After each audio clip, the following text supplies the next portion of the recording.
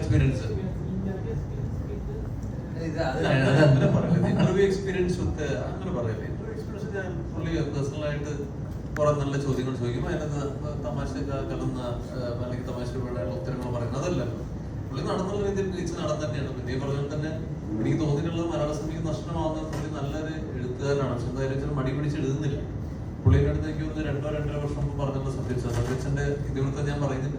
പക്ഷെ നമ്മള് നല്ല 1-2 സബ്ജക്ട് പുള്ളിയുടെ അടുത്ത് പറഞ്ഞിട്ടുണ്ട്. അതൊക്കെ എനിക്ക് ഒന്ന് വരും വർഷങ്ങളിൽ പുള്ളി സംവിധാനം ചെയ്യുകയോ മറ്റാർക്കെങ്കിലും കൊടുക്കുകയോ ചെയ്യുന്ന ഞാൻ മിനിമം പറഞ്ഞു. അപ്പൊ ആ ഒരു ക്രാഫ്റ്റൊക്കെയാണ് എനിക്ക് കൂടുതൽ പുള്ളിക്ക് തോന്നിയിട്ടുള്ളത്. പിന്നെ ഈ പറഞ്ഞ നമ്മൾ പല ആക്ടേഴ്സിനൊപ്പം വർക്ക് ചെയ്യും.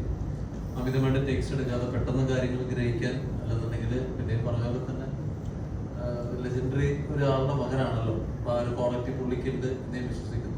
ടെക്നീഷ്യനായിട്ട് പുള്ളി ശോഭിക്കണം. അല്ലാതെ ഈ ഇത് മറ്റേ ചോദ്യം തന്നെ ഒരു സുഖമില്ലാത്ത ചോദ്യം. ഇന്റർവ്യൂലൊരു മനുഷ്യൻ എന്താ അന്യമല്ലോ നല്ലോണം മനസ്സിലായി, ഫണ്ട് മനസ്സിലായി. എപ്പോഴും എക്സ്പീരിയൻസ് സ്ക്വാഡിൽ എനിക്കൊരു റോൾ ഉണ്ടായിരുന്നോ? എനിക്ക് കണ്ണൂർ സ്ക്വാഡിൽ ആ റോളാണ് പുള്ളി ചെയ്തത് അല്ലേ? വേഷം ഉണ്ടായിരുന്നാണ്. പക്ഷെ പുള്ളി തടി കുറയ്ക്കാനും പുള്ളിക്ക് കുറച്ച് ബുദ്ധിമുട്ടാണെന്ന് പറഞ്ഞതോടെ പിന്നെ